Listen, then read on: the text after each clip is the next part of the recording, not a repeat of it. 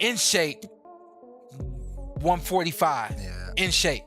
You know what I mean? So this is different from a Crawford coming up to 168, but we know his walk around weight is probably 170, 180. Gervonta Tank Davis' only shortcoming, pun intended, is his height. He's 5'5" with a 67-inch arm reach. But as you can see here, he's working on his versatility. Terence Crawford reportedly visited Gervonta Tank Davis before his upcoming fight with Jake Paul, offering him some valuable training advice and strategy tips. The two champions were said to have shared techniques and discussed different approaches to the fight, showing a deep mutual respect for each other. Crawford reportedly expressed full support for Gervonta, praising his incredible talent, focus, and dedication. He even mentioned that if Davis ever wanted to face him in the ring, he'd be open to it. Not out of rivalry, but out of respect for the sport of boxing itself. Gervonta Davis speaking about you. Is that ever a possible fight? Yeah, if he want to dare to be great, he can be like all the other fighters that's moving up 2 weight classes, and, you know, daring to be great. You would fight him. Man, tell him to come up there. He got to come to win 54. He said I got a glass chin, so tell him to come and touch it. Wow. Oh, man. Gervonta said you got a glass. He said I got a glass chin. Tell him to come and touch it. At 147? At 147. I'll make 147 for him. Ooh, see, oh, man. You're going to have a pre-camp. Then what the people gonna say? Oh, he's beating up on little guys. I don't know. Gervonta Davis seems to be taking notes from Terence Crawford, one of the most technically skilled fighters in the game. Crawford's preparation for his fight with Canelo Alvarez drew attention for his constant stance changes, smooth balance, and unpredictable rhythm. Now Tank appears to be following that same path. In his recent training footage, he's been seen experimenting with new footwork, shifting angles, and even switching stances mid-combination. Something fans haven't seen much from him before.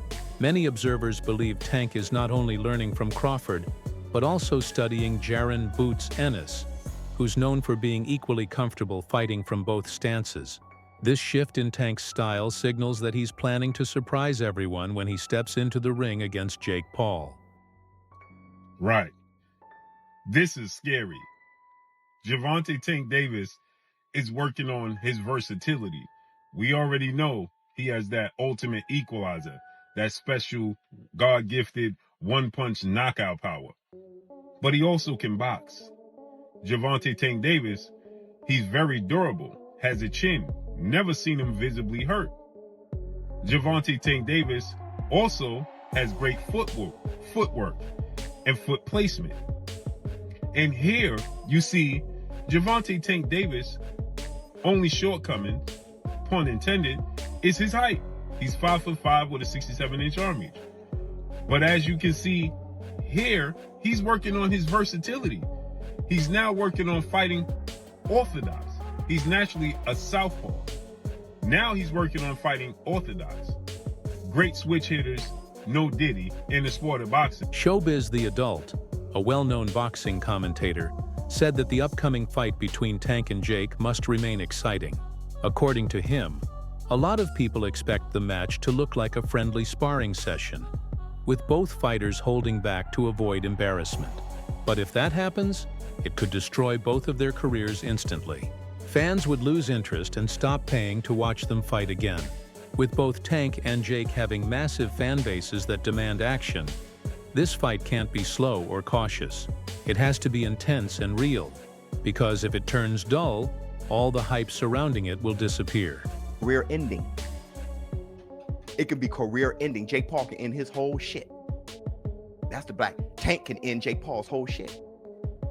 And if that fight is meh, and it's just a sparring session that's tit for tat, their shit's over. Because people gonna be pissed that it's exactly what they expected it to be. They can't do that. If they do, their career's ruined. Jake Paul career's ruined, and Tank. If they make it meh and just touch, both of their brands suck. That's the Black Two Sugars. You mess around in that bell ring, and you see Little Tank, and you see Big Jake, and he's throwing a jab, and Little Tank making a miss, and bam! And y'all gonna be like, whoa! Say I'm lying. Y'all know what? Yes, say I'm lying. Please say I'm lying. But y'all gonna be right there, cheering, because you ain't never seen nothing that damn bizarre.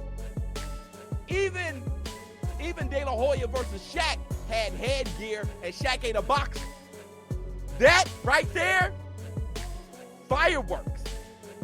Because you're going to be holding your breath, especially Tank fans. I'm going to be like, don't hit Tank.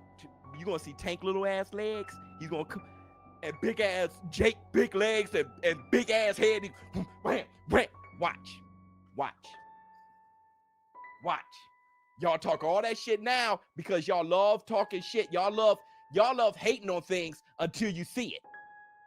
Like women back in the 90s. I remember my sisters back in the 90s. You ain't that cute. You ain't, but all on your shit. That's what y'all do. Y'all talk shit, but y'all the first ones there.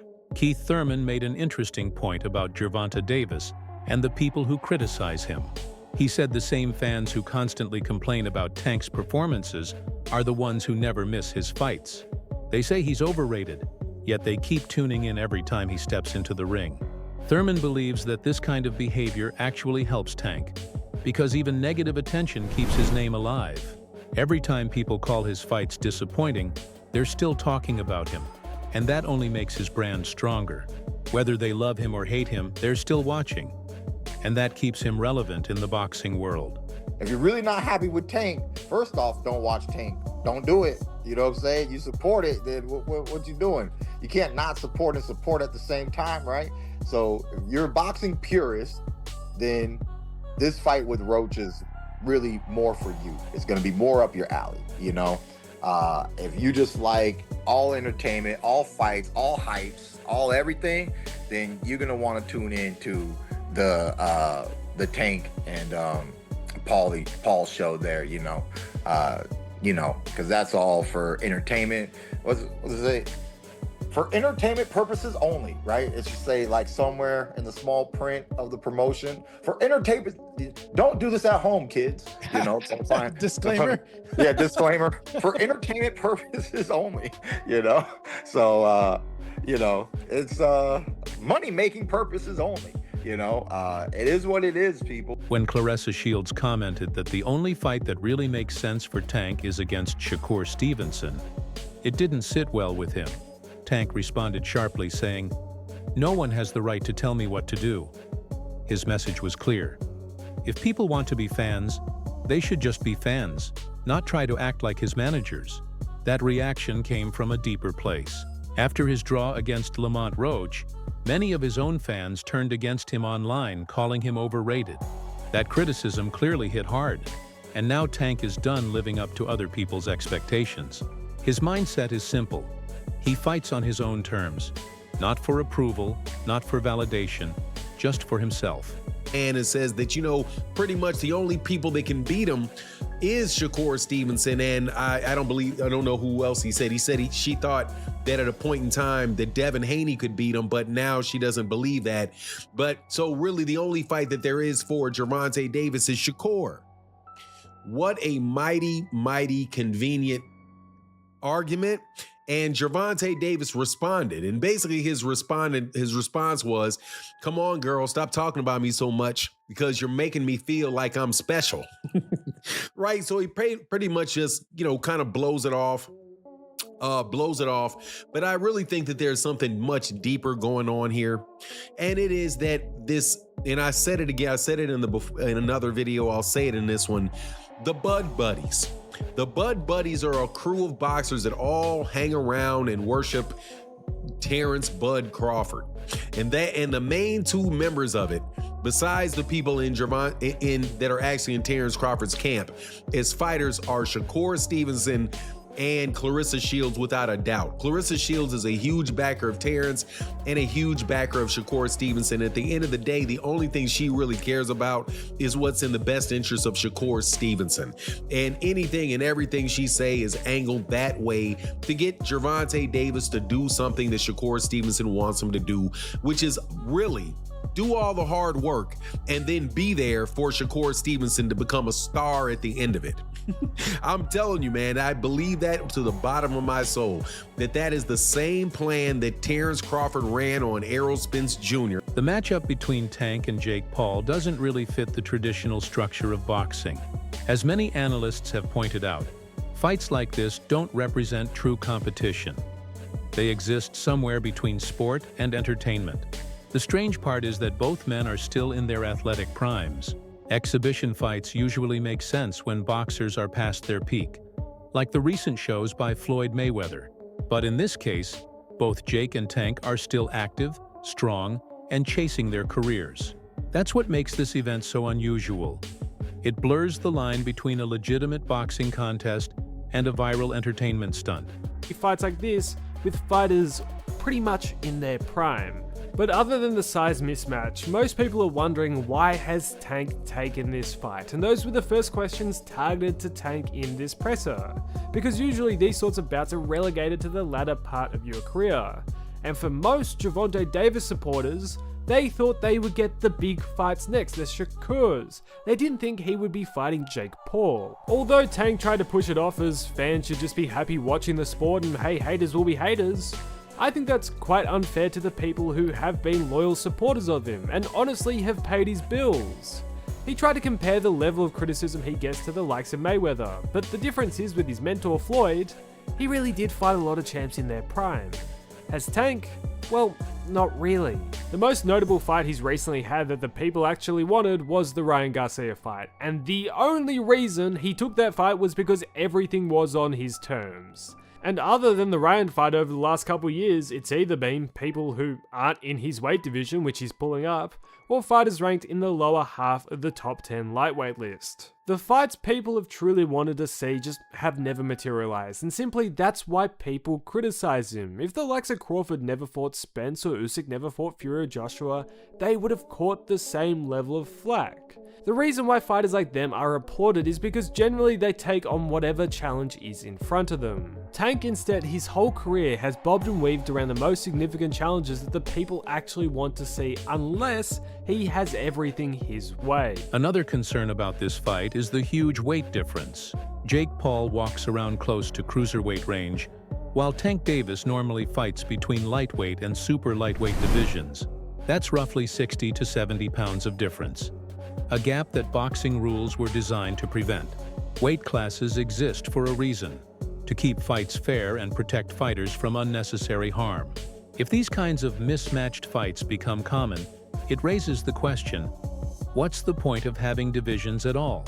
Even if it's labeled an exhibition, that physical gap could make the match dangerous or completely unfair. Assuming there's no rehydration clause, which I don't believe there is, he'll probably weigh around 215 pounds in the ring. That means there's a sort of a 60 to 70 pound difference between the two men in the ring on fight night, which is absolutely enormous. There are weight classes for a reason in boxing, and this is the sort of thing that is typically not allowed or permitted. And like I said in my intro, it goes to the heart of that key question in boxing, which is how big is too big? It's the reason that the pound for pound list exists, where we kind of imagine if everybody was the same size, who's the best, who's number one? And it's a debate that rages on and on and on. And so when I see a fight like this, I think the hardcore boxing fans, generally speaking, have felt frustrated by it. Yes, because we want Gervonta Davis as part of the actual sport, competing for world titles against the other elite guys in his weight class. But also because if he gets knocked out and loses to Jake Paul, it creates this illusion that Jake Paul's much better than he actually is. And so I guess the question for me is, can Gervonta Davis beat Jake Paul, or will Jake Paul simply be too massive? Can Jake Paul use his size, or will Gervonta Davis simply be too skilled? What's the answer here? And in trying to answer this, I looked to history, and there's one fight that immediately popped out of my mind, and I thought, I wonder what the size difference was there. In fact, it may even be more significant, and it was, and the small guy won. Some of you might be thinking about it right now. It's when David Haye took on the monster, the absolutely ginormous human being, Nikolai Valuev. I think it took place around 2009. So at the time, I was literally a teenager. I didn't have a clue what I was looking at, and I'd fully bought into this David versus Goliath story. But I think it's an excellent example here to draw comparisons between the Gervonta Davis-Jake Paul fight to try and understand whether or not this is a good template and blueprint to try and predict and understand what the size difference might look like in the ring. Now, David Haye was 6'3" and was 217 pounds for the Valuev fight, whereas Valuev was 7 foot tall and weighed 316 pounds. The outcome of Jake Paul versus Gervonta Davis isn't just about strength or skill. It's about the future direction of boxing. If Jake wins, it could open the floodgates for more exhibition-style fights between influencers and professional boxers. That shift would pull attention away from championship-level bouts and towards social media-driven spectacles. Fans might start believing that real boxing is dull and begin favoring drama over discipline. But if Tank wins decisively, it could help restore balance, reminding everyone that genuine boxing talent still matters more than celebrity hype. Despite all the criticism, most fans secretly want to see what happens. Many find traditional boxing too slow or predictable compared to the chaos Jake Paul brings. His fights are wild, unpredictable, and full of drama, and putting Tank in that mix makes it even more explosive. People who stopped watching regular boxing might tune in again, not because they care who wins, but because they want entertainment. As strange as it sounds, this fight represents exactly what modern fans crave: something chaotic, unpredictable, and controversial. Purists hate it, the algorithm loves it, and both will watch. It's not just who wins, it's what wins. Will the entertainment value or the ring IQ come out on top? Because if Tank dominates, the meme dies. Jake Paul survives or hits it big, we see new rules are going to be written in real time. Me, you, maybe everyone at some point has been that bigger guy thinking that I'll just bully him. Jab, slip, liver shot, sat me down real nicely. Size helped until it didn't. All I'm saying is, let's not dismiss something because it looks weird. Many fights get decided by the details. Feet before fists, timing before muscle, discipline before clout. Look, Tank wins if he stays Tank.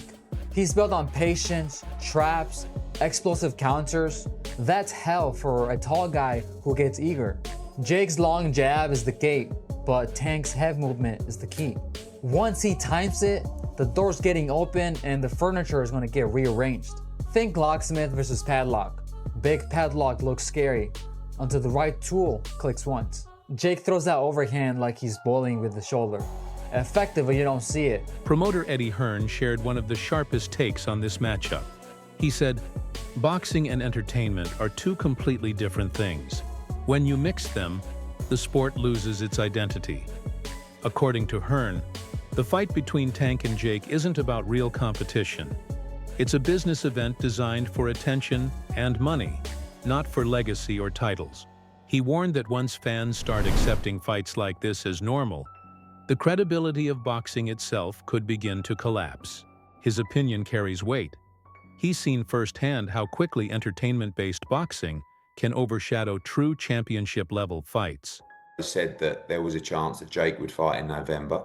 I think, wasn't I the one that broke Jake Paul against Gervonta Davis 6 months ago or something? I knew that they'd agree that deal. I didn't know they were about to announce it then, but I did know that they'd agreed that deal previously. So I don't like it, if I'm honest. I mean, I think we need to really differentiate between boxing and an entertainment concept, and that's what that is. It's a freak show, it's entertainment, it's a lightweight fighting a cruiserweight, you know, with, I don't know, is it bigger gloves and certain minutes per round? I don't know what it is, but, you know, I understand the market and I understand this freak show, shock kind of the world mentality of people potentially tuning in. Is that a step too far? Maybe. I mean, I hated Jake Paul against Mike Tyson, but it did massive numbers. I hate Jake Paul against Gervonta Davis. It'll probably do massive numbers. So that's when you really have to differentiate yourself between, just because you don't like it doesn't mean it isn't going to do good business. Former world champion Sean Porter offered a more personal perspective on Jake Paul's rise in boxing. He said most fighters who accept Jake's offers do it for the money, not for respect. The paydays are huge and few can turn them down. But according to Porter, Jake still hasn't earned genuine admiration within the boxing community. The respect he receives is mostly superficial. People appreciate his business sense, not his fighting ability. Jake's team knows how to market him brilliantly, but true respect in boxing only comes from beating elite opponents, and that's something money can't buy. This entire matchup shows how boxing is evolving into a business-first sport. For Jake, it's another chance to prove he belongs among real fighters. For Tank, it's a test of how far his brand can stretch beyond the ring. Both men are marketing powerhouses in their own way. But while Jake builds his fame through spectacle, Tank builds his through skill. I like when it's all said and done and when you guys go off, they go into the next man. So if y'all can make a big payday, go get that payday. The sport of boxing don't love you. That's the problem with this sport. It's like what Jake Paul did, man, it's crazy, but people getting paid off of it. Yeah. So if he can call any one of y'all out and y'all can get that payday, I say go get it, baby. I'm not mad at it. For me, and I'm not mad at this move at all for Tank Davis, but I think when it comes to boxing fans, there's an essence that comes with this sport, and it's an essence that hasn't been lost, unlike other sports. For an example, with football, we come from the hitting days. Yeah. Can't hit nowadays. You know what I mean? So boxing hasn't lost its essence. You know, they're trying to make it safer and all those sorts of things, but there's still this pureness to boxing that really doesn't exist in sports anymore, but it's still there with boxing. I think that's why people have such a problem with this kind of move from Tank Davis. Is it more the heart? How do you guys feel, man, boxers? Man, like once you hear the numbers, I'm like, they're talking, like I don't know the official one, they're talking about like 100 mil. Oh, damn. Like, they're talking about these insane numbers. Like I'm gonna be like, don't take that. I'm not gonna tell another man not to take that type of check, especially for something like that. It's not on your official record. It's an exhibition. I'm not gonna lie here and act like I'm not gonna say yes to 100 million or something like that.